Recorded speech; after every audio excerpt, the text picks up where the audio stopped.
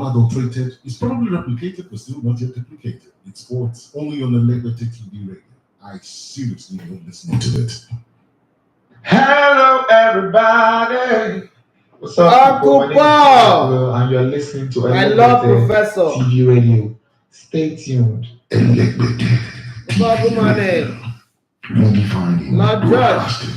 Listen, you are listening to Are you good? TV radio. Elected TV radio. We dare to lead. This is radio like you never heard before. Elected TV radio. The pathfinder for radio. Uncle Paul, good to see you. Before Elected TV radio, the best in entertainment and sport. Elected TV radio. We are not just about radio, TV, or YouTube numbers. We are all about connecting with people and creating a community of great minds and values.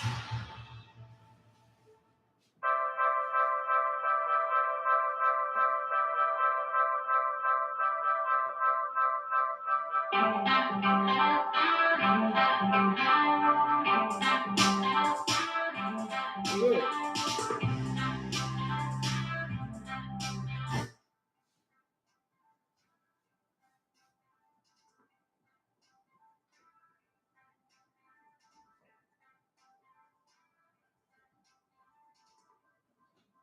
They say give people their flowers while they are alive. Don't wait for people to die before you come out in public and begin to say all the things that you don't mean just because you want to move with the crowd.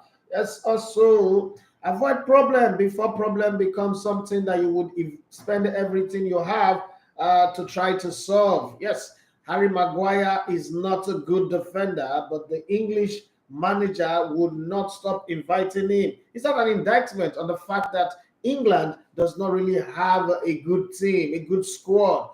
They might have it going forward in attack and in midfield. Jude Bellingham is playing out of his skin, one of the best players in the world right now. Harry Kane cannot stop scoring, yes, but is Harry Maguire time up? And if he's going to go, who is the replacement? The Premier League is awash with a lot of foreign players, and so England cannot really pick proper 23 players that will compete for world dominance. Now they've tried. Gary Southgate is getting close to leaving the job. He's tried. Rivalry, after 19 years of leaving the job, showed up and made it Germany to play very well against a strong French side. They won 2-1. Scotland were no match for Gary Southgate's England, but Harry Maguire, on the day that England beat their closest rival 3-1, Harry Maguire is still more in the news than any other person. That is just the way life is. Well, this life that we are living in is a life of fun. My mentor, big brother, friend, lecturer, teacher, Barrister Paul Musa says Benjamin White. For those of you who don't know, they say Benjamin White is there. Ben White of Arsenal is there. Let them use him. Well, I agree with you on that one. I think that Ben White is a million times better than Harry Maguire. Again, the flip side of that story is, imagine Gareth Southgate is a Nigerian coach, and he's picking a player like Harry Maguire on a regular basis. Not even just to be a squad member, but to begin to play matches, and he's causing own goals, causing this problem. I wonder what we'll be saying right now. We'll be saying things like he's collected money, his manager have given the coach money. But because it is Oyibo people, when they do wrong for an eye, nobody is saying anything. I'm just saying it. I'm just throwing it out there. With that, I say good morning and welcome to the Sports Buffet on Elevator TV Radio. My name is Idafe Matthew. You love to come in Elevator on the Sports. I'm not alone in the building with Emmanuel Sebastian, the Liverpoolian, who's very happy. And we're looking forward to him becoming the biggest name in the industry, and hopefully that would happen. I just need to chip this in. If you're a fan of Enugu Rangers, I think this season is going to be a good one for you guys. I think so. I'm not sure yet, but I think so. It seems like the galaxies, the stars are aligning for Enugu Rangers. What happened in 2016 might happen again. They might not win the league, but just like the kinetics, the energy, the fusion, everything is working in that direction, that this team might just be about to start something very, very good. So if you're a fan of Enugu Rangers, I think you should. This is the best time for you to go log yourself and register on the website. I mean, it's easy. The club has rebranded. The club has stepped up and put themselves in a place where you can say, "Oh, I'm a fan. I'm a proud fan of Enugu Rangers." The website is rangersinternational.com. Rangers as in RANGERSINTL.com. Rangersinternational.com. It gives you everything that you need. You can buy your jerseys from there. You can, buy a match ticket from there. You can connect to the team. Anything you need. Enugu Rangers is they're doing the Lord's work. They're doing the Lord's work. You know why I always say that greatness starts with knowing how to do the simple things with ease. Once you know how to do the simple things with ease, you don't need no complicated issues. You don't need to build a space rocket to be great. Just know how to do the simple things with ease, smoothly, and then every other thing follows. Wally Sebastian is in the building, and like we normally do, he takes the show, I do the analysis. But before we go, let me ask you guys a few questions that is popping up. Yeah, and it starts with Cristiano Ronaldo. Question one: did Cristiano Ronaldo and Lionel Messi kill the quality of other players in football, or they raised the bar too high? How can Harry Maguire save his calamitous quagmire? And is the Super Eagles of Nigeria the best football national team in Africa currently?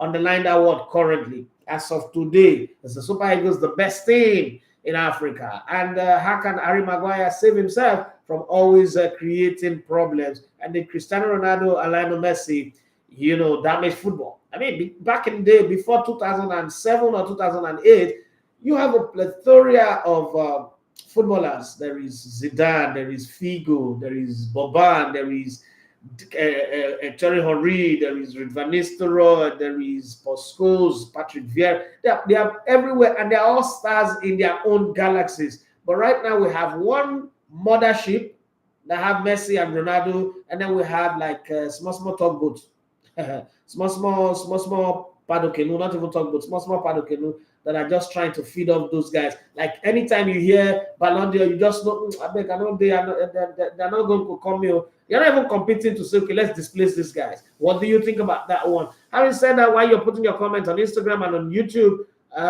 please, if you're watching on YouTube, please do well to like the live stream, and as well do well to subscribe to the channel and invite your friends to come join us. What we're doing here, if you like it, then let's take it in. But Emmanuel Sebastian, good morning and welcome to the show. All right, good morning to you. Good morning to the listeners. It's another beautiful day to be on the microphone to talk football, all things football talking points. And good to be here. You talked about Rangers, and I was just going through the website again. And I'm You like it? Yeah, really. I like the whole structure, the whole numbers. To the developer of this website, the setup and everything. You could see the energy of Barrister is our presidency came on. You could see the energy exuding around the team and everybody. So, but I will just wait to see if it's going to translate into the football field.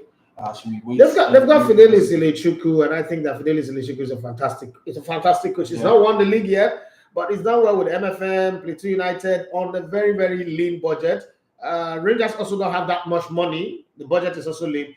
But Amos Adamu's son, Michael Adamu, is the one renovating the Enugu Stadium. I hope he gets it ready before the league starts next weekend. Okay, not this weekend, that's coming next weekend. Definitely the league will start. I hope that they lay the AstroTurf, because that's what's holding them back now. They lay it and they can come back and stop playing in Oka, because that's just a no-no. I remember when I went to Enugu, we had to go to Oka for their game with Wiki Tourist. The problem with it's not just going, but when you're coming back, that winding stretch of the road, that anything can happen and you just be messed up there. There's no network, the place is terrible, even though there are securities, but hey, it's good to play at home. All right, so I'm going to see that one, but good to hear from you. That's a quick update on the NPFL that the league is going to resume, not this coming weekend, the upper weekend. So we are keenly waiting for that after one or two, I think two postponements. Two postponements. This is the third one, huh? Yeah, third one. So yeah, we wait. Hopefully it starts next weekend, like you said, and we can't wait to see that one. So yeah, let's get in on the show. I mean, we're still, club football is returning this weekend. But Champions League comes next week. Champions League is next week. But let's take it back to that Super Eagles game. Spurs betting 1 week now. Yes, I can see your excitement already. Yes, I am excited. First off, we're running on the fuel we're running on today is Spurs betting for the international break. and it was beautiful. So I don't know. Where's that noise coming from? What happened? I don't understand. I'm not on this. I'm just not understanding at all. At all. How did we go from where we were before to where we are now? Okay, it was TikTok that showed up on my. Yeah, you were saying something about sport betting. I don't know if you had it. I don't know. I just know that sports betting helped me to my friend. That's all I know. I did some very, very audacious betting, like Super Eagles over 5.5, Spain over 5.5. They won 6 goals to nothing. England over 3.5. They won 3 goals to 1. Pretty much like I'm beginning to find that form that I used to have back in the day. I'm feeling it like I'm finding that form of accurate predictions because they were so like I've got like so much accuracy lately. Norway to win, Austria to beat Sweden. I want Germany to beat France, even though they were having a bad run. It was nice. It was nice. All right, talking about. I just hope it continues for long. Yeah, talking about those games. Let's still talk about Super Eagles now. We're still, basking on that to win. Some people are still basking on that win. When I was growing up, that word was very, very common. Basking in the euphoria of the win. I was like, what the hell is this language? I've not used it. I just reminded you of when you were young. So yeah. Get out of here. Okay, so the Sao Tome and Principe managers. When you trash 6-0, you have nothing but praise for the team that trashed you. Humbling. That humbled you, that trashed you. So he came out to say that Nigeria have some of the best players in Africa, quality players in top leagues around the world. I agree. That was what he said. And he said, for now, after Senegal, Nigeria have the best team in Africa. So I was like, okay, I had to pause a bit. At least they say after Senegal. And saw that comment. So I was like, okay, after Senegal. Do you agree with him that after Senegal we have the best? Of course, we know Senegal. I don't think I can agree with that now. And this is not me shitting on the Super Eagles or on the playing the Super Eagles, but I just think that we're still like maybe number 6 or 7 or 8 even. There is Senegal. There is. I don't think people in Ghana will agree that Nigeria is better than them. There is Senegal. There is Egypt. There are quite a few other teams there. There's Cameroon. I think that Cameroon have a good team, have a good bunch. There is also Algeria. Yeah, there is Algeria. And then, how did I forget? There is Morocco.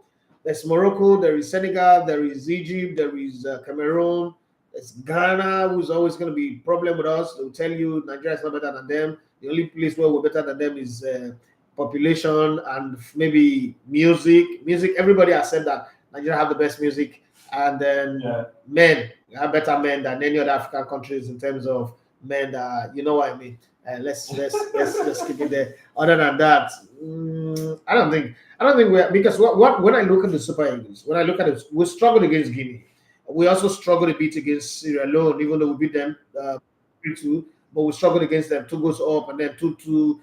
The Super Eagles is a team that any team that is composed enough would score against us. That's what the problem is. And the solidity of a team is judged from your goalkeeping area to your defensive area. Also, our midfield sometimes can be a thoroughfare. It's a solid side. A team that says, I have a never say die attitude, because when you judge Super Eagles based on Satome and Principe, these are part-time players. Some are trailer drivers, some are part-time footballers, part-time teachers and all that. So we're not going to sit here and use that as the basis to judge, just like beating Gibraltar or San Marino and then you not say you're a world champion. Obviously, that's not the truth. So you have to look at the Super Eagles critically and say, do they have star players? Yes, they have quality. We've got quality players, but I've always said that the Super Eagles is a Johnny Bravo team. We are good on the up to the head, but very terrible from the ribs down to the leg. So we need to find a balance. Good team is balanced. The first of a good team have a spine of a solid goalkeeper. The 4 goalkeepers that we have currently, there is not one that anybody is afraid of. Your top goalkeeper is keeping in Cyprus. That Cyprus is a place where, in the Bible days, in the New Testament, missionary journeys of Apostle Paul, that's when you think of Cyprus. You don't think of Cyprus in terms of quality football. And again, for a tourist, Cyprus is where you go and eat good seafood. It's not really, you don't wake up thinking of Cyprus in footballing terms, even in their national team or their league. That's not quality. Cyprus just have like good ambience, good society. I wouldn't say that Cyprus as a league, as a football league, is better than the Nigerian league. So let's say hypothetically our best goalkeeper is playing in the Nigerian league. That doesn't put you in good stead. Again, our defense, there's so much inconsistency in the defensive line, and that's the place that you don't need to have inconsistency. You need to be solid. You need to be consistent there. We don't have consistency in that defense. Again, in the midfield, our midfielders play like bully. You see Satona and Peseiro, you play like you are Zidane. By the time you see Guinea or you see Ghana, you start playing like idiots. So it's kind of like, I'm not going to put Eagles there. Yes, the attackers are good, but the problem with attack is attackers depend on supply. Yeah. So the chain of supply, if the chain of supply is not good, attackers will not really deliver. At School of Thought will argue that, but we scored 22 goals in the qualifiers. Of those 22 goals, 16 were against one team. So take away the 16, and you see the others, we struggled. And then look at the number of goals that we considered. We considered two against Sierra Leone, considered one against Guinea. And then we scored one against Guinea. We scored 3 against Sierra Leone. So we scored 4 and considered 3.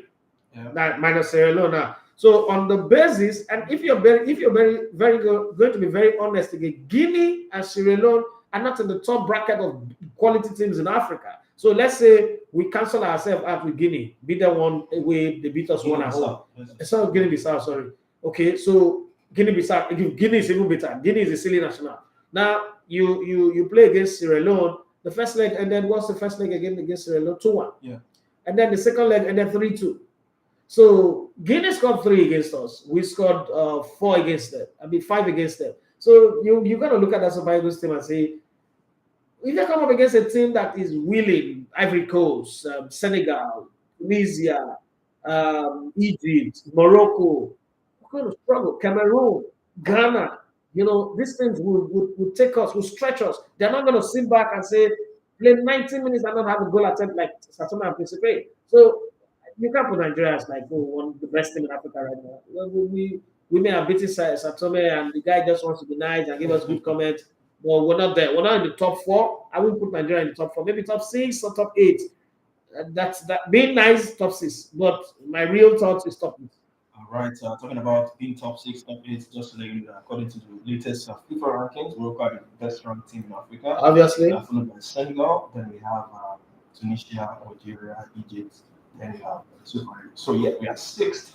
Understanding. So yeah, FIFA says 6th, you say top 8. Maybe that's well, within the same range. Within the same range. I just have to put that in. But talking about the Super Eagles, the next international break is in October before the World Cup qualifiers. We hear that friendly game is being lined up with Saudi Arabia, because I was wondering, after the South American game, we didn't play any other game, but other African countries had some other friendly games. We had a new FA president that just came in. We couldn't. We're trying to get a game for Wednesday, which is today. We're trying to get a game for Wednesday because we played our match on Sunday.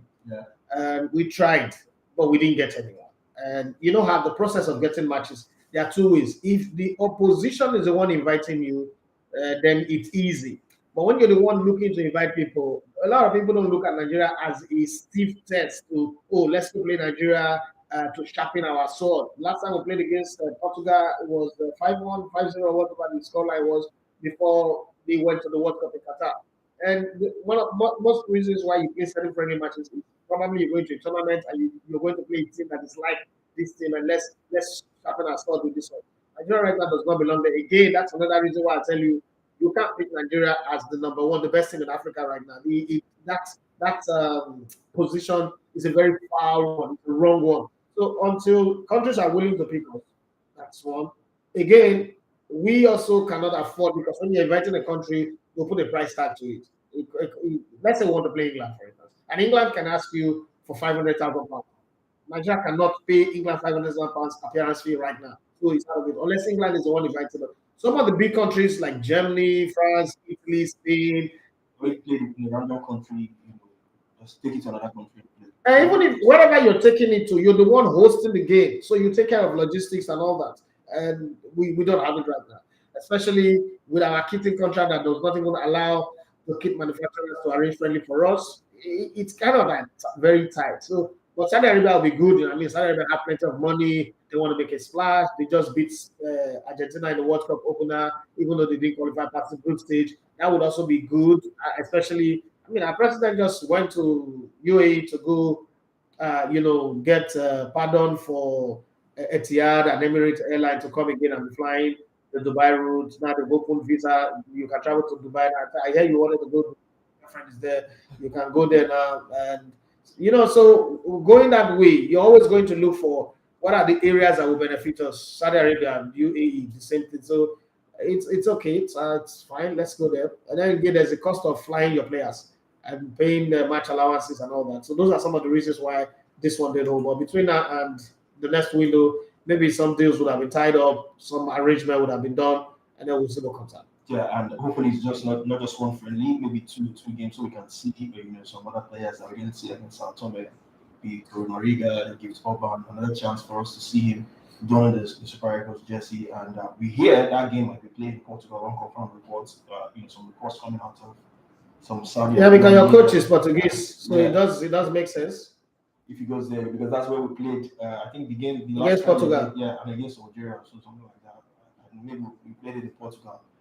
So yeah, it will be nice. We hear the date is going to be October 13th, the next international break. So we'll keep our fingers crossed on that one. So that's the international break before the November one, where the World Cup qualifiers will begin. So yes, yesterday we were talking about the Ronaldo on the show. And I told you that story is not going to be sacked. So another statement was released by the NFF, and I think this pretty clear the air. On that, let me just quickly go through that comment from the NFF that was released. You said it that this statement doesn't sound like someone who was sacked and all that. I think that's what they say. It said the Nigerian Football Federation has mandated its technical committee to hold discussions with Super Falcons head coach on the world with a view to extending his contract with the NFF. So I think this pretty sums it up. So yeah, you think I don't know, we're having a conversation off air that you had to. Yeah, I had a very, very good conversation with the NFF president. I've said here before that one of the biggest problems with Nigerian football is the lack of communication, both in the NFF side of things and the NPFL. I saw somebody wrote something on one website the other day that professed sports are asking for money. That's why the league is not starting. That's not true, right? So, and if you don't stay in the front of communication in this era, where everybody is a super journalist now. Everybody is the next Fabrizio Romano. But the thing is, in this part of the world, people don't check their sources, people don't check. So somebody just tell you that, now so I hear, you don't look at that person. Is this person trustworthy? They just go and fabricate, take the NFL president said this one said this. Some things don't just add up. What's it called? Randy Waldron also have the option. For what I heard, after this conversation, I was trying to reach out to Pittsburgh, reach out to some people who really are close to him. Remember, I was in the very middle of the conversation when Randy Wardrobe was first hired, right? That job was set up for Florence Omagbomi, but she was acting all, I don't know what funny drama that she was acting at the time. They could ask her, okay, come and be the assistant to understanding this guy again, and then after you take over after the World Cup. Well, she didn't take it. After they signed up the deal, she now came back and said she wanted it. So I also hear Randy Wardrobe after the World Cup, some other countries are reaching out to him. So it's going to have a conversation with the NFF technical committee. They would decide. The extension has not been signed. His contract has ended. There is this small, from what I heard this morning, there's a small possibility that if he gets a better working condition and a good offer, they might leave. They might not take the Super Falcons job. So the NFF might still have to go look for another one. Reason being that one of the things that favors him with the NFF job is that he's allowed to work as the Super Falcons manager and also work as the coach of the Pittsburgh team. So that's good. And I don't think that too many other countries will allow that to happen. So he's cut between the project he's doing with Pittsburgh and what he's doing here, because if you can use one stone to kill two or more birds, then you're a good sniper. But let's see how he goes with that. But the NFF are really keen on keeping him because they think that he did a good job at the World Cup, even though we didn't get past the proverbial knockout round. But the performance was good. The Super Falcons for the very first time at the World Cup did not lose in regulation time. Yeah. They got knocked out on penalties in a game that I thought they should have won anyway. When I say England against Spain in the finals, you know that okay, this team was beatable even though they were blazing. But hey, we did well. So I think they should extend him, even though it contradicts my position of saying I don't want any man coaching the women team. But hey, it's done well. There's no he didn't kiss anybody, he didn't group anybody's breast or backside. So we can leave it. All right, still with the Super Falcons. Let's talk about one of the key players at the Women's World Cup. Ashley Flonta. Now, I mean, we know Saudi Arabia has been making waves and all that for the kind of players they sign, especially in the men's game. side of the game. Men's side of the game, they're signing key players, and I mean, not just signing players, their facilities, hosting tournaments, hosting events, and what they've been doing. Let's not forget the women's side and not left out as well. Some women's football players are going there to like we all say secure the bag. And as she brought out now is the latest Super Falcons player to move over to Saudi Arabia. The first was I think Rita Chico this summer. Rita Chico, if you remember her, she went to Al Shabab Women, and we didn't see her at the World Cup. But this time, as she brought out her contract with Leicester City expired. There were rumors that she was going to Manchester United. Was gathering pace and all that. But she came out on an interview on I think it was on Eagles Tracker. I saw that she did specify that she said she was moving abroad. So it was in the last 24 hours she broke the news that she has signed for Al Ittihad Women. Did you see that coming? The player like Ashley Plonta, she's British. Going to Saudi Arabia at such a crucial tournament where you did well. Do you think she could have secured a better? I think that Saudi Arabia, we need to give credit to the Saudi Arabians. A lot of people, I don't know why, or the same thing people did with China. China things are not solid.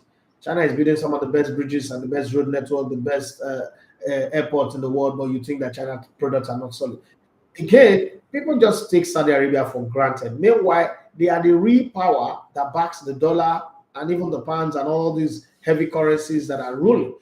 Now, what Saudi Arabia have done, I think strategically, what they have done, and also getting Mike Emenalo, who worked 10 years with Chelsea in the Premier League, is that they know they don't have the media power that can discuss their league, that can put their league up there. It's going to take some time. And even if they do, those media will be talking in Arabic that not everybody understands. So it will still stay. The echoes of the league will still stay in their own surrounding. So what are they doing? Strategically, if you look, they are focusing more on players, male and female, that play in England.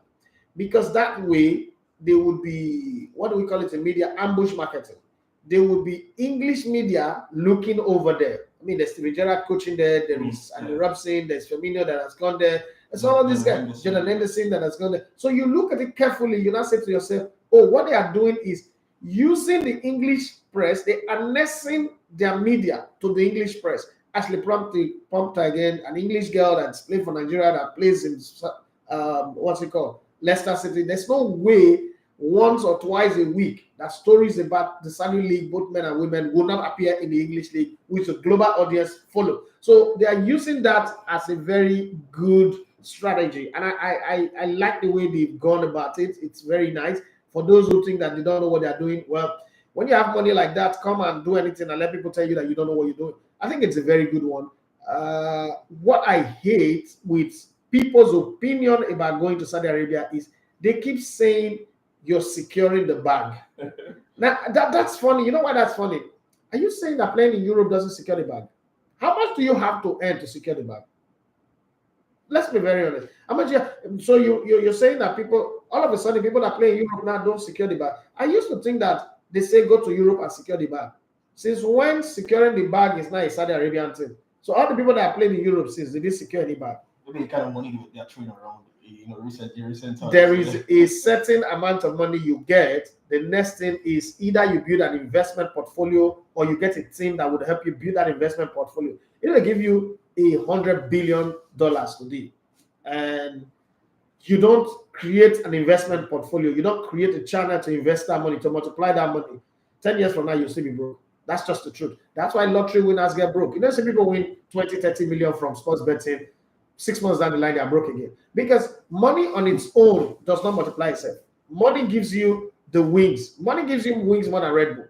Money gives you wings to amplify whoever you are. So if you're an idiot before the money comes, you will not have money. You will not be a monster of an idiot. If you're smart before the money comes, you'll be smarter when the money comes. That's just the way it works. So it's not necessarily about going there. It's about the Saudis knowing how to pin their strategy. They're taking correction from what Chinese people did and they are fixing it properly. And for those who are, I mean, somebody sent me a message that it will never happen. Saudi Arabia cannot play in the Champions League.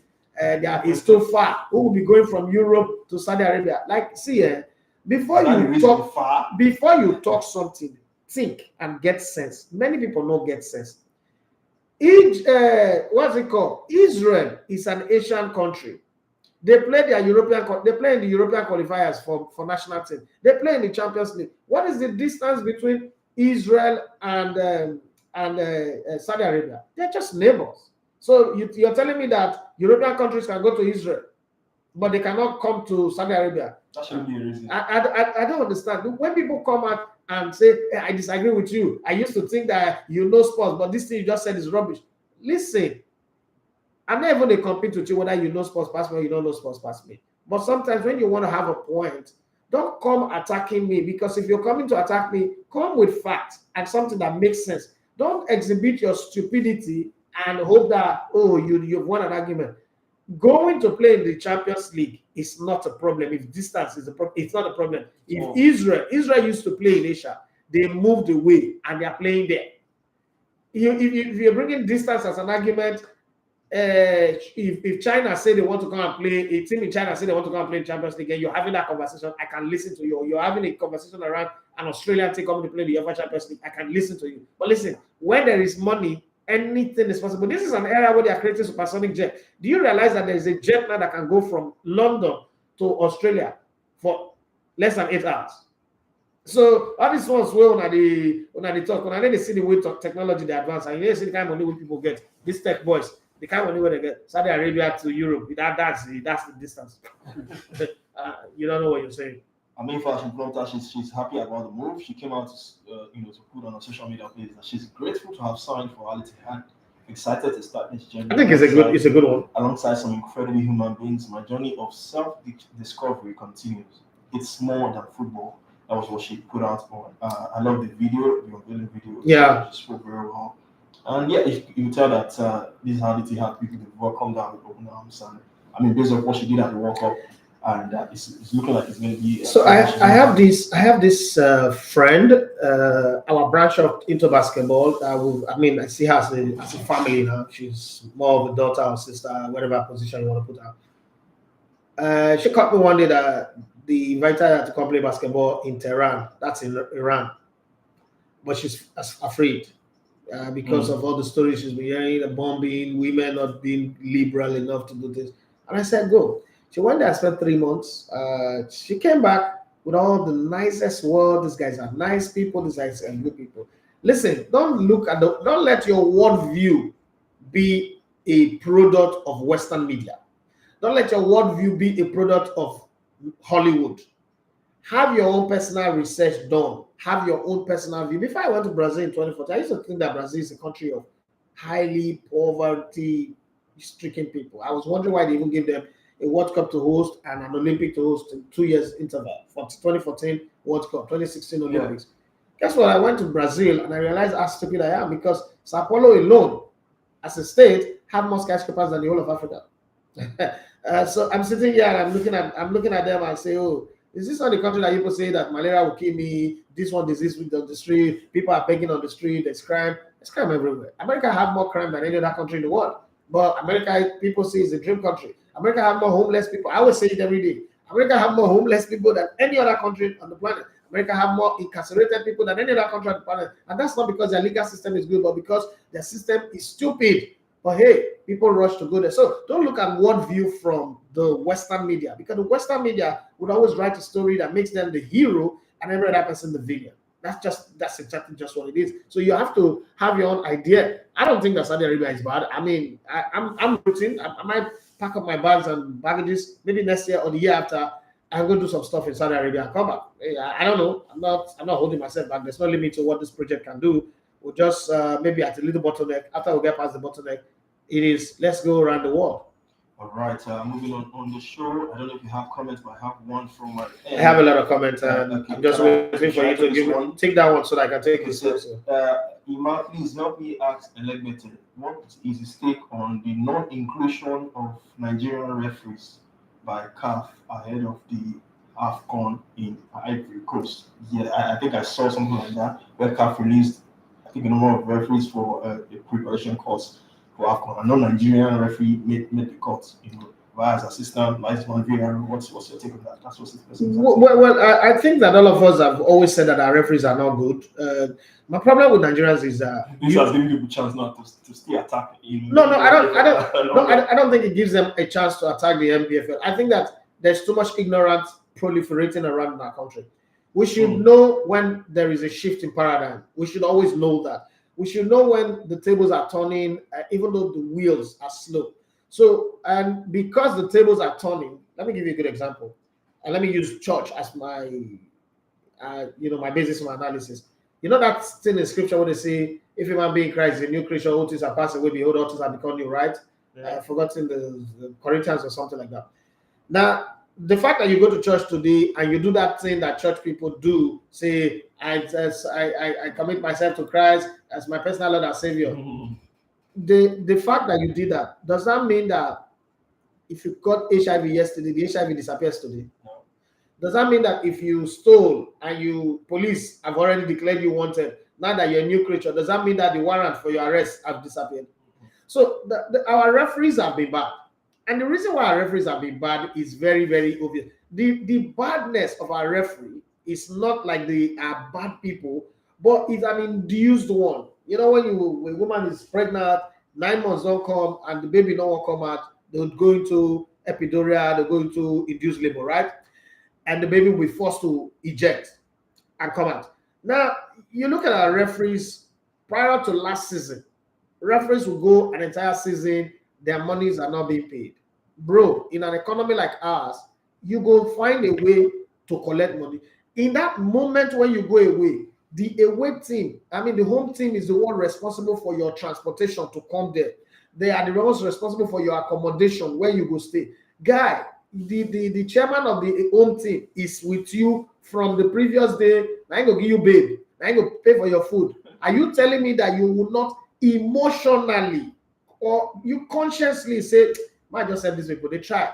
Especially, you do comparative analysis. Like, remember what we were doing? Let me give you a very good example. When we were doing production for the league, right? Did you not sit down with people who say, because it was the same crew, people who work for us was also working for the other two crew, who say things like, Idafe, you're the one that have the lowest budget, but you're the one that is paying us the most. Do you remember? When they were doing Super 6, somebody they work for another company, they tell me, say, bros, I did you, don't forget me, because of what I pay.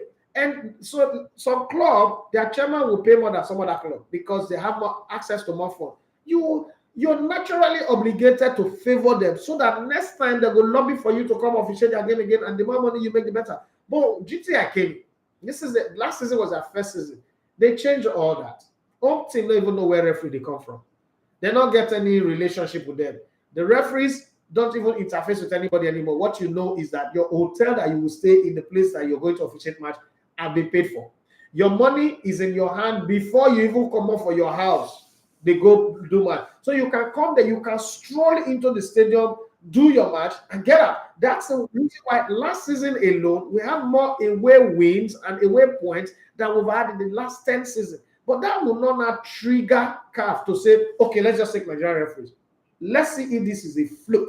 Let's see how they can do it. Don't forget that the pool of referees fall into a 5 years bucket.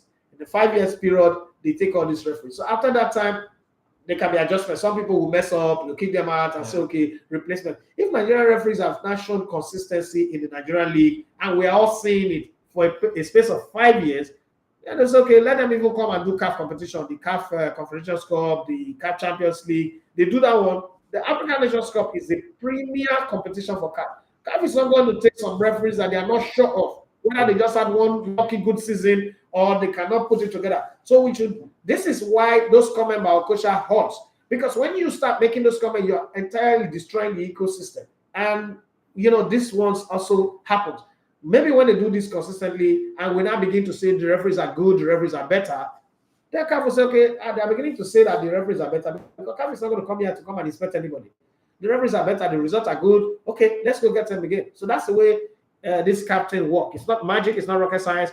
It's just based on result. All right, for you that asked that question, you didn't pen down your name, but I hope that is clear. But just to add to that, 85 referees were listed, and I think Egypt and Algeria have the highest number of names penned down. They also have the best league too. Yeah, so we just hope that in future Nigerians will get to be more involved in CAF competitions moving forward. So yeah, you can take the comments. Okay, from Instagram, Lord George says, well done, bros. Thank you very much. We have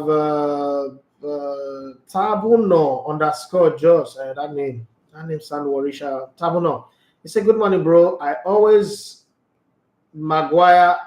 Good morning. Maguire was just an overrated English defender. Ben White, Goy, Tomori are better center backs. Okay, thank you very much. I think you want to say I always know. Sami Boy 014 says, good morning, Oga Idafe. Why is everyone saying people showing their condolence is fake love? That's true. Ahmed Abioso say they raise the bar too high. That's Messi and Cristiano Ronaldo. 69 Lema, I think other players are good, but not up to the level. Super Eagles are not the best in Africa right now. Thank you very much for that one. Uche Templar, thank you for joining us. Mr. Sugar, I want to say, Baba, good morning. This Bellingham did try you. I watched him well yesterday, though, in Scotland, but he had a good game. Scotland is not a bad team. I mean, he draws 0-0 with England in the Euro. Yeah, they've done so well in this qualifiers. Mr. Sugar one says, but waiting they do this, your younger brother, Harry Maguire Idafe.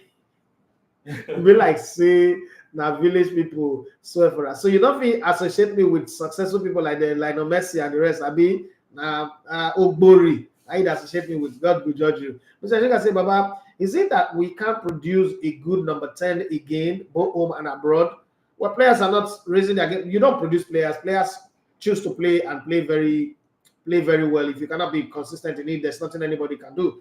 Nobody produce players. They're not they get ingredients to produce players. You have to come and be willing to play. Then coaches will shape you into size. Mr. Sugar said maybe if Ian Acho, whom I may never believe in, because work hard, he can do a better creatively since we don't have anyone else.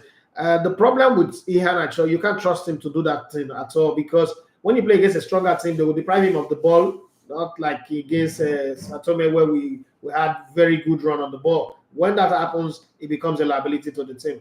Mr. Sugar one says, and please, nobody should mention Iwobi in that creative midfield. I know one verse. I think someone had the verse for me that time when I thought the boy knows I play ball. So all of them are not the lineup. Why not they always come late? Mr. Sugar say, I beg, what is Sebastian's handle? Make I follow him for back. Okay, is Sebastian Ima bracket money across all platform. You see him there. Well, on YouTube, I've got a few comments on YouTube, so let me take it before I come back to you. Maxwell Omede says, looking forward to a great show. Nico Bros Frendo. Ihediwa Precious says, good morning, bros. Good morning to you. Aaron Torrego, my professor. How you doing today? See this question, sir. It will require research and proper references, so make I quickly start my own. And Sabi girl, Queen of Sports. Oh, yeah, Gwendolyn. You don't take big title. Now big title. Now the kid small dog. Oh. But okay, you've got to live up to it. You got a lot of people behind you. Maguire's time has been up a long time ago. Maxwell Omede says Maguire has no business being in that team. When Ben White isn't even getting an invite, I bet I know invite. I bet not going to join. Gareth go explain what he did see for Maguire, but the Nigeria now I'll see Dr. Lemon. Michael later says, I don't think their rivalry watered down other players. Players like Neymar, Hazard, Suarez during their peak played exceptionally well. Messi and Ronaldo were superhumans with incredible consistency. Arotorego says that Maguire guy, I know they see better defenders for the league where he fits learn from. Okay, when you think you're better than everybody, it's hard to learn anyway. You should watch the likes of Ruben Dias and the rest. The rest terrific defenders. Maybe he can pick up some lessons. Make him even learn from John Stones, who has improved in leaps and bounds since he joined Manchester City. I can say Maguire showed a lack of ambition by not going to West Ham when he had the chance. That's what Emmanuel Sebastian was saying before we started the show. He said the moment a player prefers staying on the bench rather than playing, that should have been his end in the England team. Arotorego say Super Eagles no super go anywhere. Make we no use the match against Atome and participate. Think say we are the best in Africa for now. But I believe the team can do well. Just maybe get there. Arotorego wanted to say those our goalkeepers then be Legberejo. See as Uzor they shake for goalposts. Okay, so Emmanuel, that answers your question again. That we're not. It was lonely against Antonio. It was lonely at the back. Is it only me? Lonely at the top. It's not only at the top. Okay, but is it only me that saw that, or it was all had added weight a bit? Did you notice that? I didn't notice. Okay, look at the belly area. Go back and watch that clip. Look at the belly area of Uzor. It does look like it added weight a bit, a little bit. The other just says Messi and Ronaldo raised the bar a lot higher, so much so that we tend to want to compare every player quality to theirs. So for that, I will say they did water down quality of other players. The Olara say good morning, Elibete and Emmanuel. Good morning to you. The Olara now went on to say that is why players like Neymar, Iniesta, Xavi, Lewandowski, Suarez, Benzema, Zlatan, Aguero didn't win Ballon d'Or or another award. Okay, I'm gonna agree with that position. My always chatting network on your side and not my side. The network is good here. The Olara say Nigeria's second best out after Senegal, maybe on paper, but teams like Algeria and Egypt are better. Attention Avoma say good morning, Elegote family. Glad, well done. Wardrum has been given a contract extension to continue since I've prevailed once again. Thank you very much.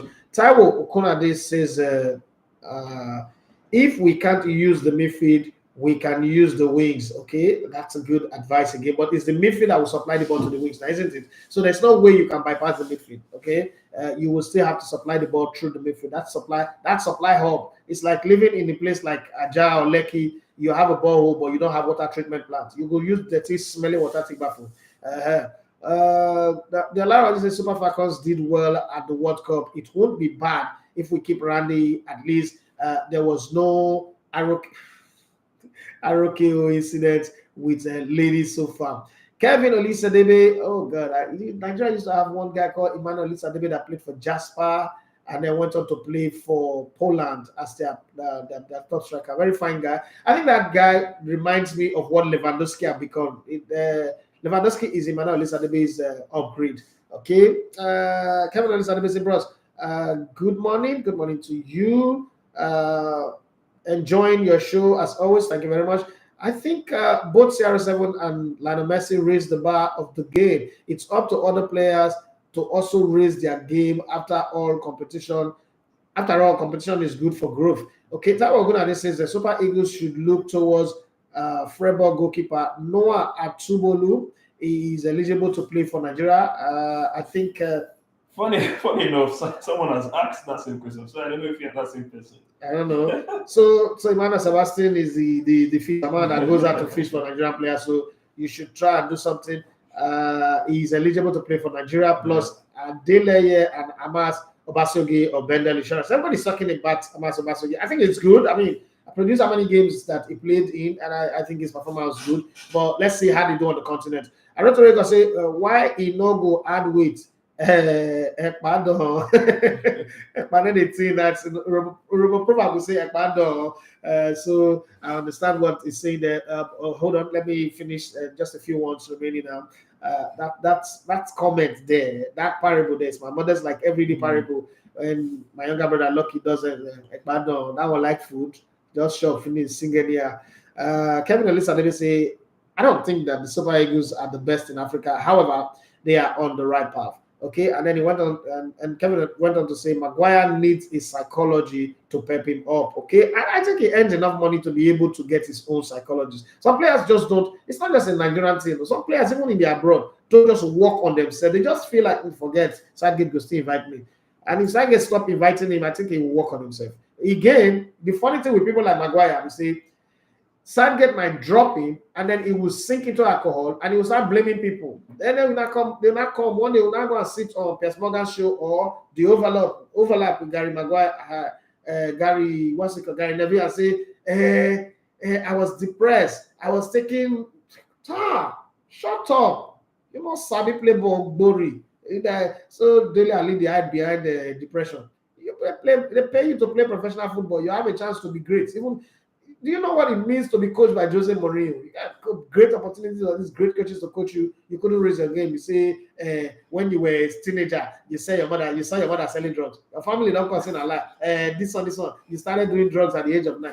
Hey, shut up. I know some of my friend Sam Bono not go agree with me on this one. But hey, the worry boy in me, leave all this thing one at the top. The depression.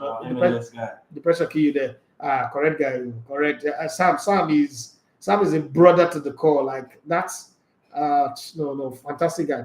I want to say we don't see all those senseless crosses from Moses Simon. I tell him I say no, I believe on that. I want to the line will say Australia is now playing in Asia for their continental competition and not Oceania, where they are geographically located. God will bless you for bringing that up. Tell me says Uzor shake for goalpost. Well, opinion differs. The guy is unpredictable with the performance, but he is not that poor. Really, our guys are not too bad, but we have seen better team play and we believe in our. I don't know what you say there. Our Super Eagles should divide players based on merit from in their various clubs. Saw the Cameroon and Burundi game yesterday. AFCON, not sure for anybody. Having said that, I'm not telling you, some are going to say that PTSD is real. PTSD from waiting, PTSD from what? Say you smoke when you smoke. Some the things when you do, when you go through for life, hustling on the streets of Lagos, coming from the east to Nigeria, even this America where you go, why you never get PTSD? My brother, leave this thing. Organizer Paco says, senior man, I beg tell NFF, make them be organized friendly for FIFA windows. And money, not be saying they don't like organizer. I will go. As I run back to you. Right, for that person that asked about Noah Atubolu, I think he's young, he's 21 years old, he's a goalkeeper. He was nominated alongside Boniface for the Rookie of the Month in the Bundesliga that Boniface won. My only issue is if you are rooting for Noah Atubolu now, I hope you're not part of the people who criticize Okoye when he came in at this level. I don't think maybe because this guy is played in the Bundesliga. Okoye at the early stage didn't play at the Bundesliga. It was from Düsseldorf straight to Super Eagles. So Atubolu should keep playing in the Bundesliga. His time will come. Regular playing time, regular consistent playing time. Nobody will need to preach. I'd always say if people need to lobby for you to play, you know how to play ball. That's my belief. Football, they show. Football is one thing that football be like broadcasting. I used to tell back in the day when I first met Murphy, I tell Murphy one to say, Murphy, this broadcasting is the only job I know that you don't need complimentary card to get. If they open this fader, they open this thing, brother, I open your mouth and talk. You know that scripture of the Bible that says, out of the abundance of the heart, the man speaketh. And we're talking to broadcasters. That's it. Broadcasting, and I'm the only job I know. So you can work in a company where everybody hates you, but you're so good, nobody go fit touch you. You're untouchable.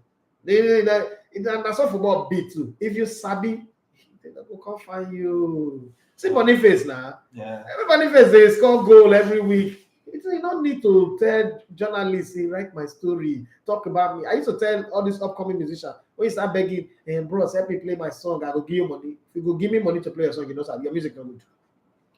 One of the first words I told to me that when he was working on his first single, Let It Shine, I said to me, just make the song good. First off, as somebody who's coming out of the block, do a song that everybody can sing along with. Do a simple song that people can sing along with. And then the second one, you can get it complicated as you go. But for starters, just do something that everybody can relate with. And that Let It Shine was like straight out of the block. You don't need to, you don't start to need to give people money. Like, but you know, Sabi. All right, now Atubolu, want to keep an eye on definitely. One thing you notice if you're watching, there's always a Nigerian flag on his gloves. But he's played for the German youth team. So anything can happen. Yeah. Calls him like Caleb Okoli came out to say. He's looking for Spalletti.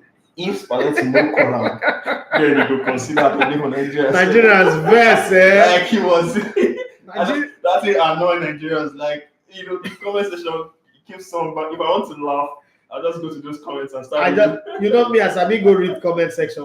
I just read. I go laugh, and if I want cause trouble, I can't reply one person. I just reply one person sarcastically. The thing go pay the person. Oh God.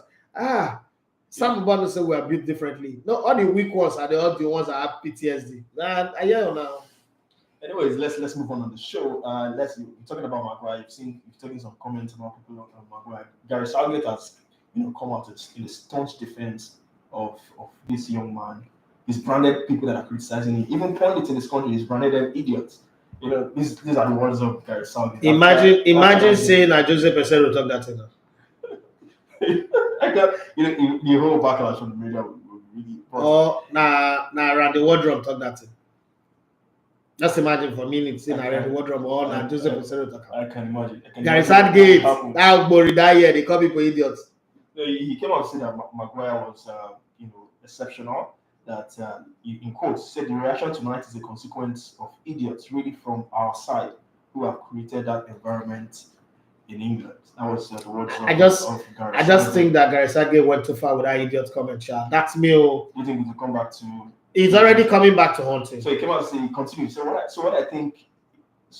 I think was brilliant tonight was from our fans who recognized that they are going to protect their own. They were playing in Scotland, so normal opposition fans would want to rally your opposition and all that. So we created programs for our own players. Some of the articles that were written, some of the comments that were made were an absolute joke. He's been a tower of strength for us through one of the most successful periods of English football. And the response tonight, I understand Scottish fans, they're having some fun, but it was created by our own side. It's ridiculous. So he's talking about the articles in England that have been written against Maguire and all that.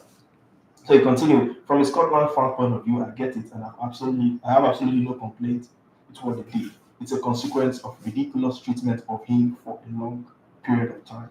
Frankly, I think our fans recognize there might be a bit of heat from our own supporters, but they were not going to have it from others getting it into him. So, he's come out to blame journalists, pundits in his own country for having a go at Maguire and all that. So you are Harry Maguire. How would you get out of this? Because it seems to be a stigma around him.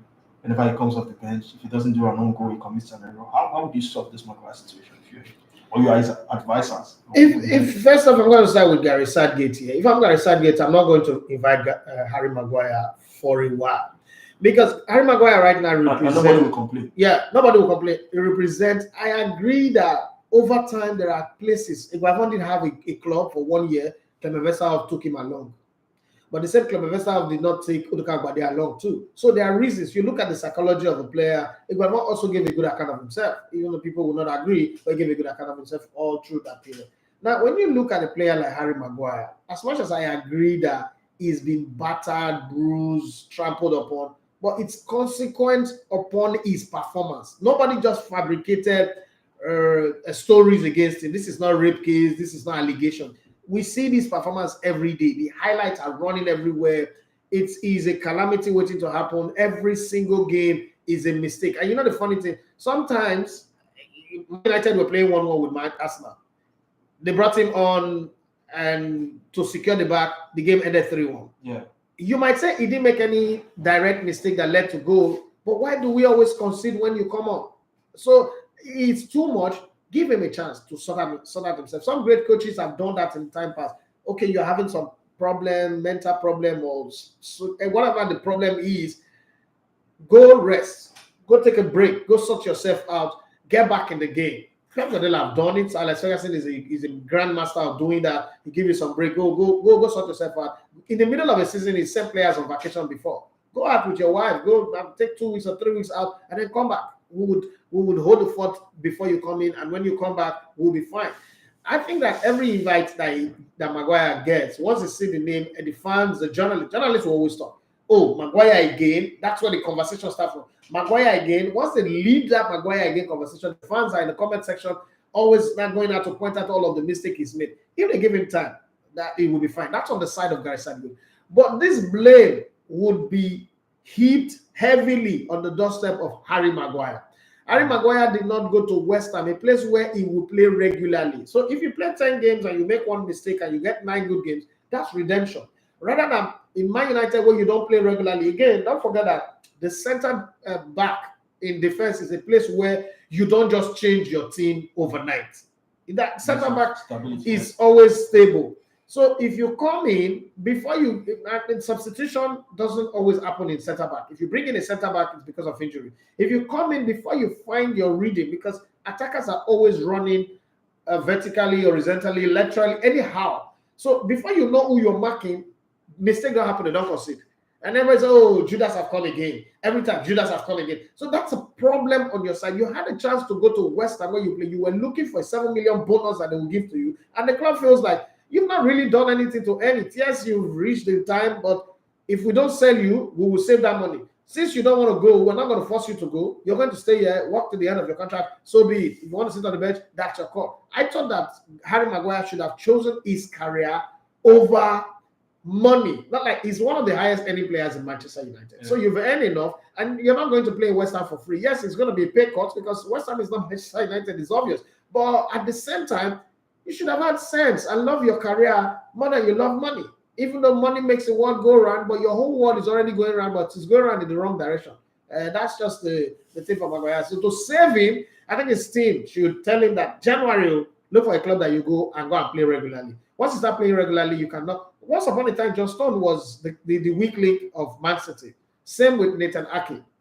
But Pep Guardiola managed the situation. Look at John Stone. His history will tell you he's won the treble. As a matter of fact, he gets credit for being the guy who was used as the tactical catalyst that changed the team. Nathan Ake too. I've become, the one that I will always say is Ruud Gullit's son. If everybody like when they argue that, I've become a mainstay in that team. People have come, Diaz have come and gone. No, Diaz is still there. What's that guy that came? Akanji. Everybody have come in, but Nathan Ake is playing. Before, any game that you put in Nathan Ake, match still will concede. They will struggle. But now it's becoming regular. It's even going forward. So much confidence is going forward to score goals. So you need to go to a place where you play regularly, and then that makes you good. Well, there's some comments on YouTube that I need to read and on Instagram as well. Tami says, guys are not good. Maybe we can rather say average, not poor. We need to understand we no fit bake cake from Agege bread. Agege bread bakery. We create an identity to our football like the team we praise at times. Taiwo Gonade says, if Maluka Okoye becomes a regular in Udinese from now on, he is welcome back to the team. Football is a visible game where fans assesses you based off on your current form. Okay, here the Hobart says, good day, boss. Good day to you. Their rivals indeed affected others. So, because that's talking about Ronaldo and Messi. Because I don't think these rivals also have has ever been from history before. So, do you think these our crops of players can give us Nations Cup? I'm not sure of us winning the Nations Cup, but I think we'll do better than round of 16. That's the best I can say. But winning the Nations Cup right now, we might surprise ourselves, but I'm not sure. Sagnia One says, hi, Legote. After watching the Germany versus Japan match, now I understand why do you see the Asian countries will win World Cup before African countries. Not respect from Nottingham. Thank you very much, bro. Thank you very much. I said it some time ago that the Asians are going to win the World Cup for African countries. And some people were loading up on me. The truth is, first thing that wins you a World Cup is infrastructure. If you get the right infrastructures, you will start getting the type of coaches that will come and develop your players. Again, you can also do the type of proper training for your coaches. Okay? They say no foreign coach have ever won the World Cup. You can train your coaches. And when you do that, you step up the game to the point where you now say, okay, you're ready. And Japan, South Korea, because they're exporting their players, the players are playing well, they're coming back with their experiences, they're using it to build their system. It will take time. But in Africa, our players go out there, play, come back and begin to cause and rubbish the system and begin to create more problems, play ceremonial matches of politicians, pray like people that are having conversion for politicians to win election. That's a topic for another day anyway. But because this guy brought it, just ready to hand back to you. All right, moving on the show. Let me take this question again. Please, Ima, help me ask Elegbete if he thinks it is the right move to implement VAR in the NPFL this season. Of course, I saw a comment from, I think, one of the referee head or something recently that they are planning on implementing VAR in the NPFL. Let me quickly do a search on that. But basically, this person wants to know if do you think it will be the right move at some point in the season if VAR, they will even have the capacity to implement VAR in the NPFL. We have only one VAR in Nigeria right now. We have only one VAR trained referee in Nigeria as well. But you see, the thing about it is once you have the will to do it, it comes. I'm not going to say that it's long overdue because there's some call. We've not come to agree that referees and assistant referees alone cannot see the game properly. We've all agreed. And it's also not making us know that some of the things that some people see back in the day, we were not really seeing well. Look at that Garnacho offside against Arsenal. That margin is so close, any referee or assistant would call it a goal. And you will not get angry. There's no VAR in that game. You will not really get angry. You can protest, but the margin is so small. Those are some of the things that you look at. You go to Italy. I remember when Lazio played against Napoli at the Maradona, there are 2 goals that were disallowed. If not for the semi-automatic video assistant. 2 goals from Lazio. Yeah, 2 Lazio goals that were disallowed. The one for Guendouzi and the one he assisted for. You ordinarily would have thought those were good goals. So I think we need it. We might make mistake at the start. We need it and we push it till we get it. Especially now that we're going to be producing 10 games. Damn. We need everything. The VAR also add to the drama. Apart from, all the talk of whether we need it or we don't need it, it also add to the drama. It also would create more employment because now you now have to employ each match venue. You have about four people operating the VAR or 2 people operating the VAR. That's additional 20 people every match day that will earn from the league. You see why I get angry when people talk bad of the league? It's not that I don't see areas that can be improved upon, but you think of the ecosystem, the people that will earn money, the people that will be paid, and all that will come in, and then you'll sit there and run the league down. Think about it that this is your country. This country, there is no work, no job anywhere. Churches are taking over all the industries, all the factories. That's a topic for another day. People will get angry with me right now, but the small opportunities to work, let's not use our mouth to spoil it. I told somebody that, look, I've been friends with JJ since forever. You see those pictures I shared in the group? Yeah, that does not look like a fan that is trying to take a picture with someone. That look like 2 friends that are chatting and laughing and gisting, right? So it's not like we're enemies per se. But if my friend, a lot of people might think so. No, we're not enemies. Yeah, I just needed you to claim. Yeah, I'm just saying. My other company helped JJ earlier last year, negotiate from earning $5,000 to £250,000. So I don't hate it. I don't have any hatred for him. But you said the thing about life and in Nigeria is we always seem to think that if my friend they do bad, I'm not supposed to see him. I'm supposed to pretend like somebody they see him. The first love that I have, and I told this to my wife pretty much when we were about to get married, so because we didn't date. I said my first love is always going to be my country, Nigeria.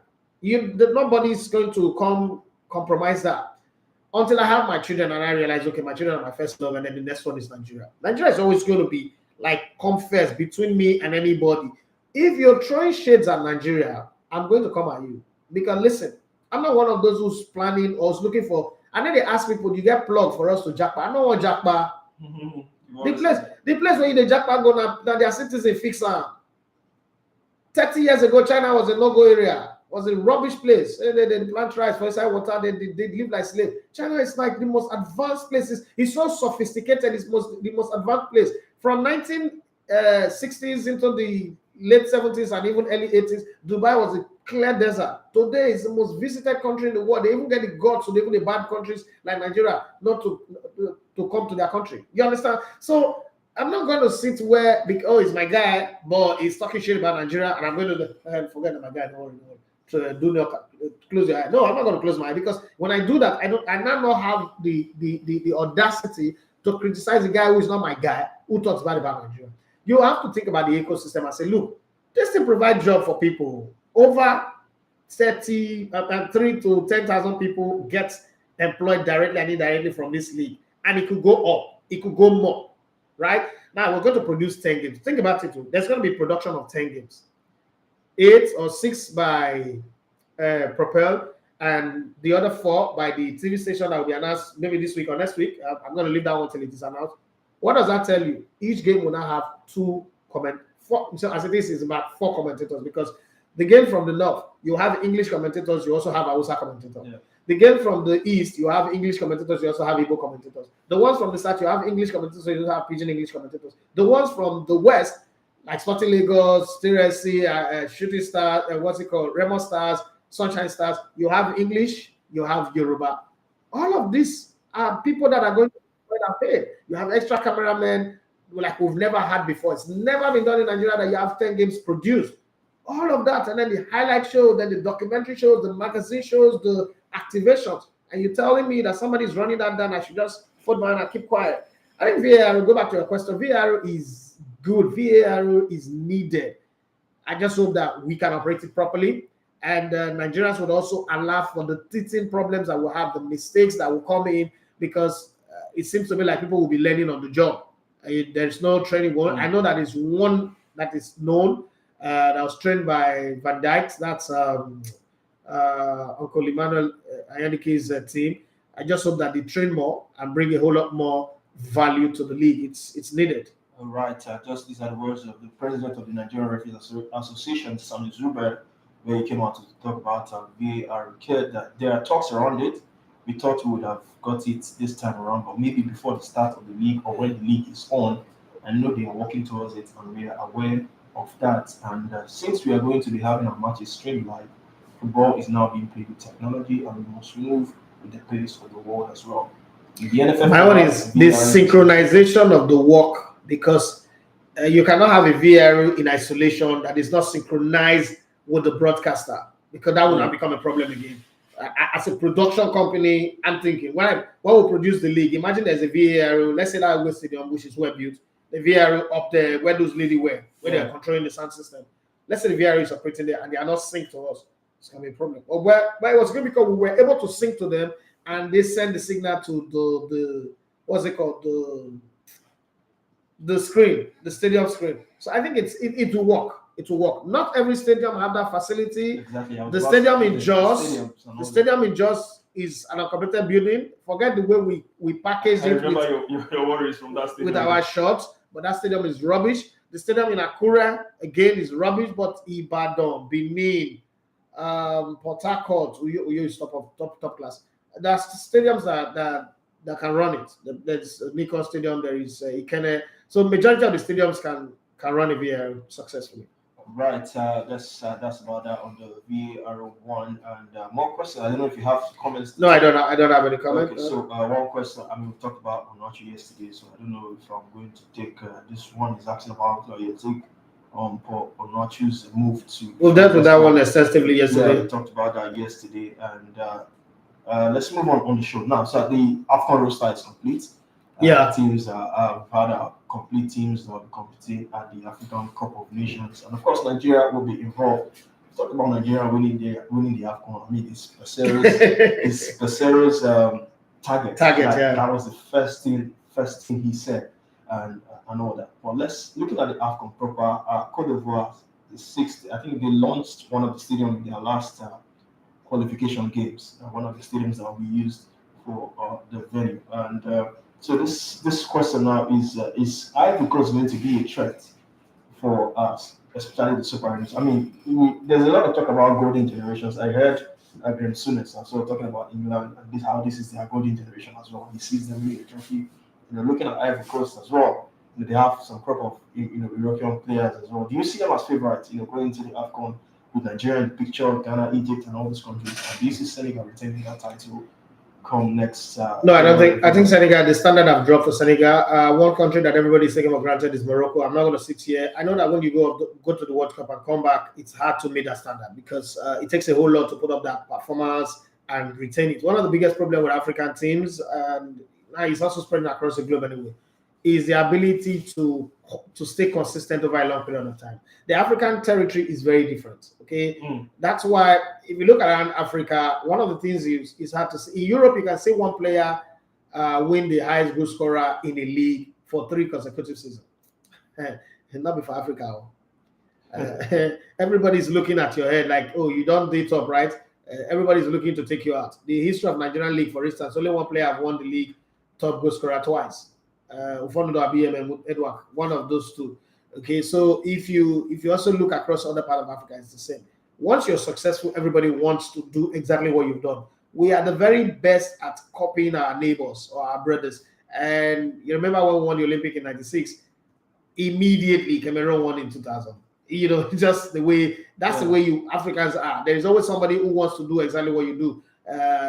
South Africans came out with a beat called Amapiano.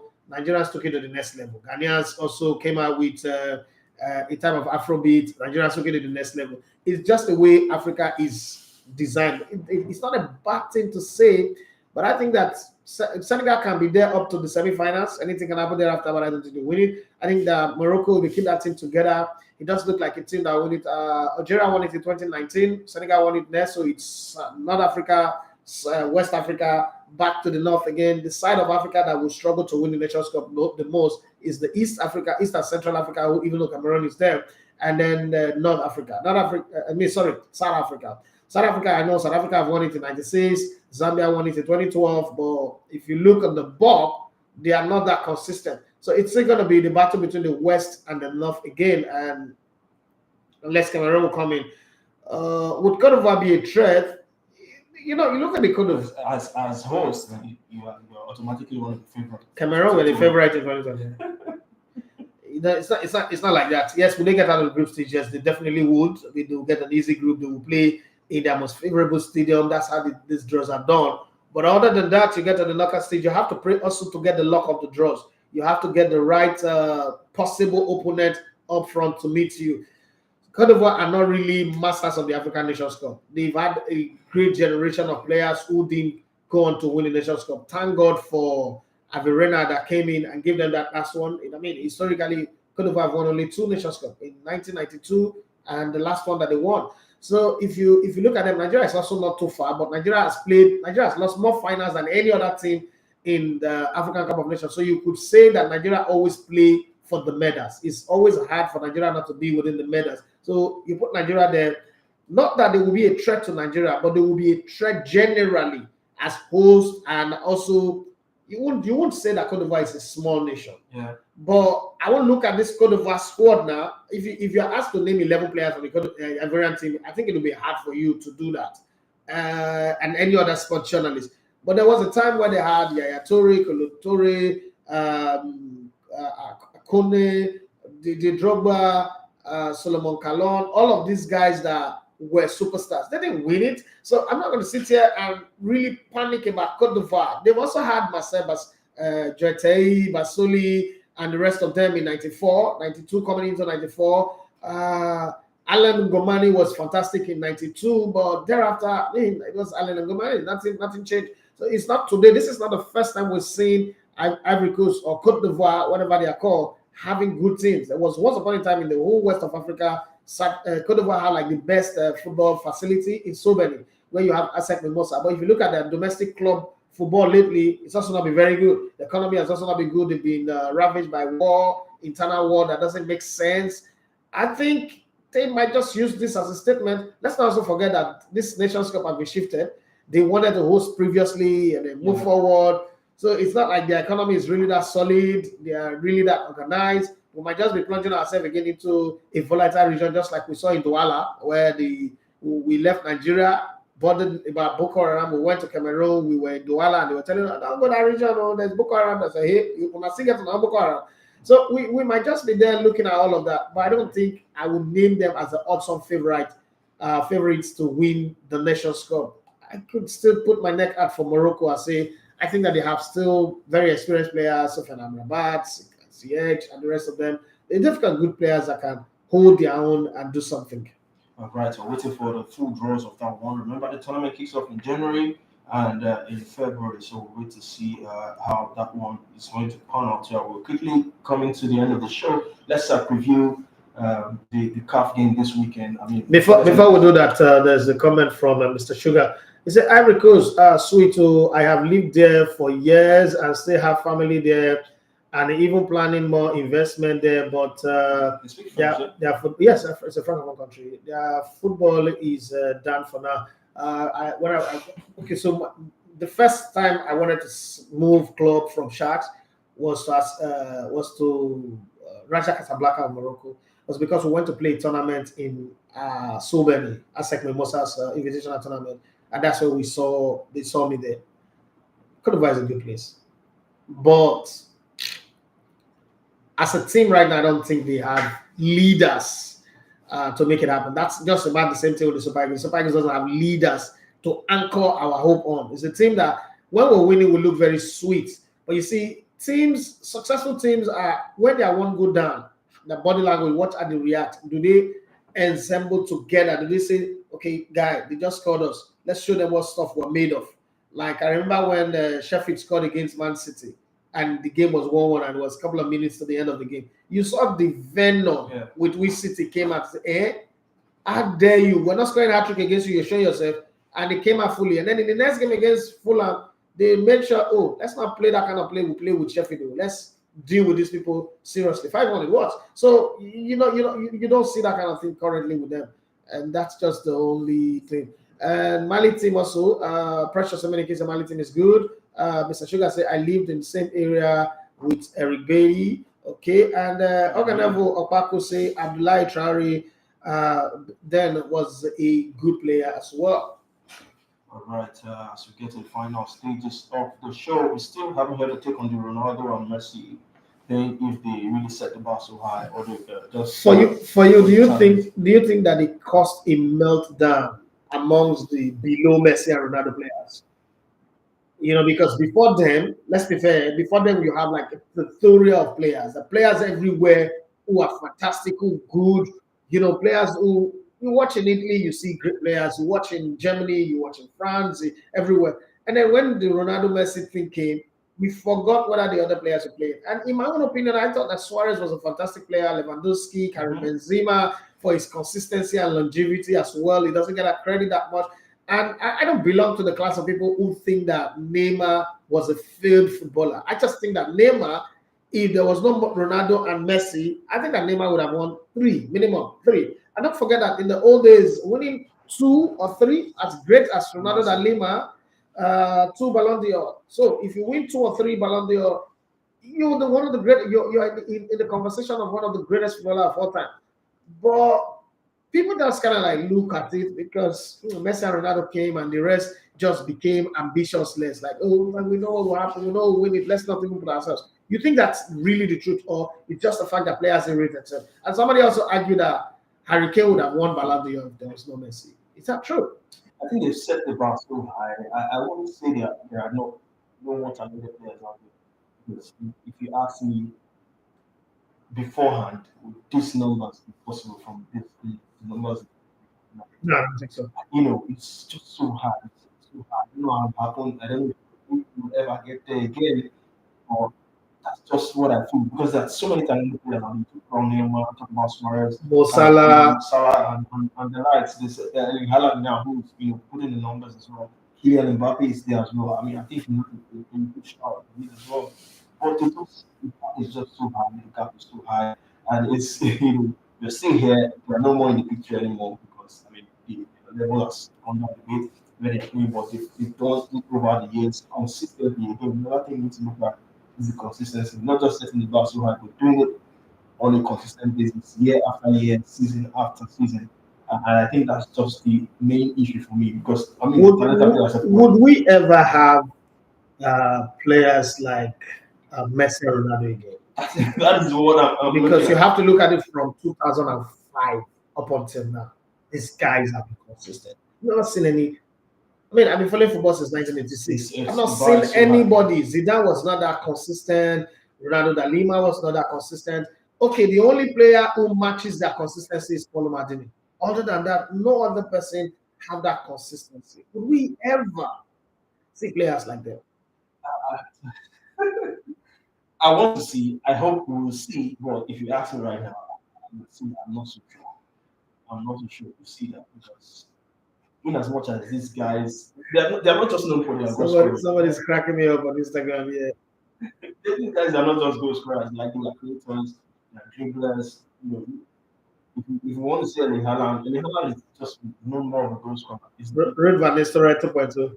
He's more of a goal scorer. But these guys, Messi, they score, they create, they are this. Messi is everything you want in a footballer. Everything you want.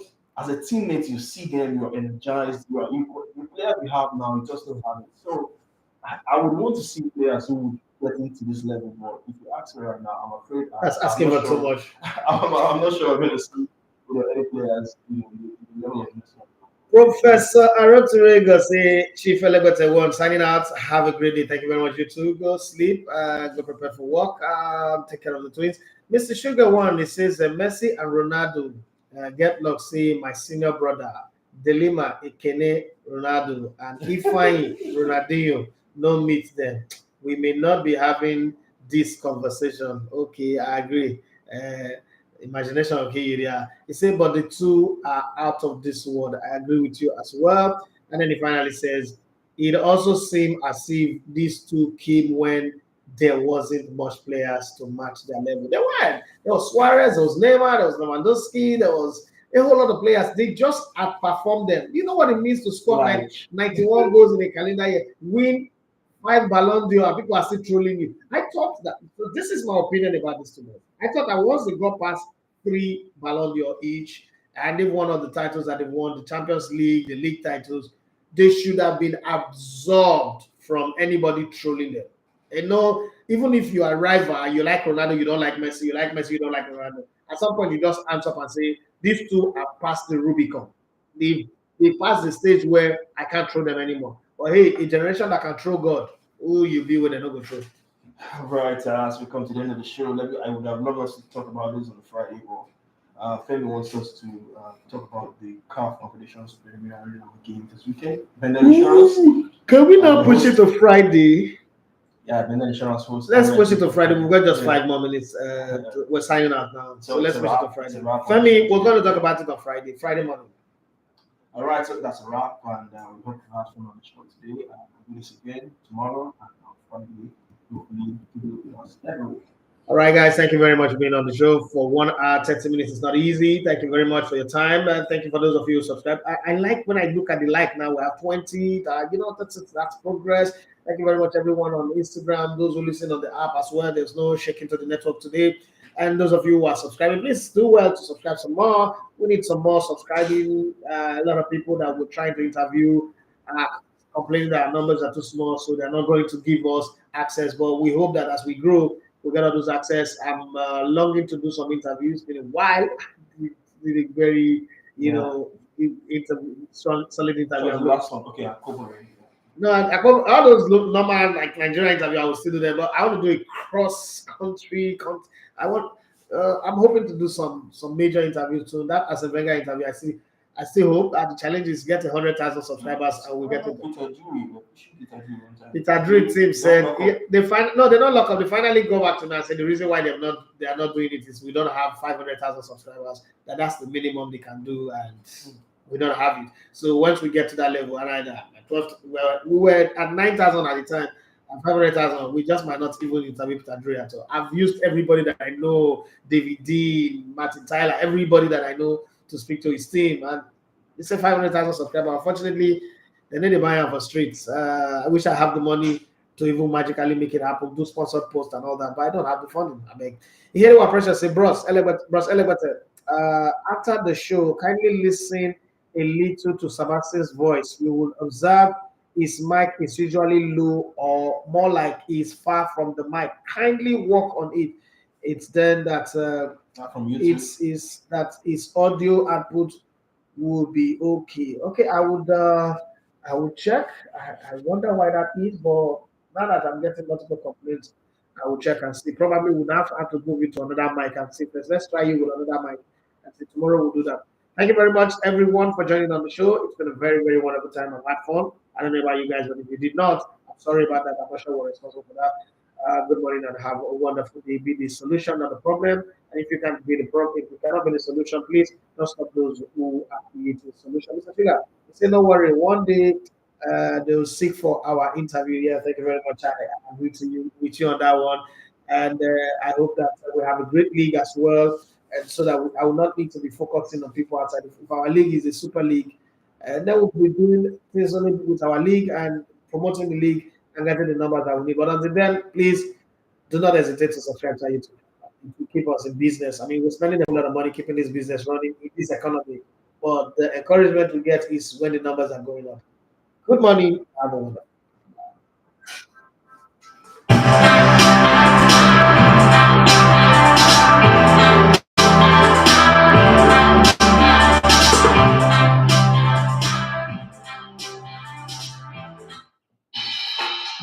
What's up, y'all? This is Tupac. Hey, this is Lady Gaga. What's up, y'all? I'm Beyonce. This is Mason Jackson.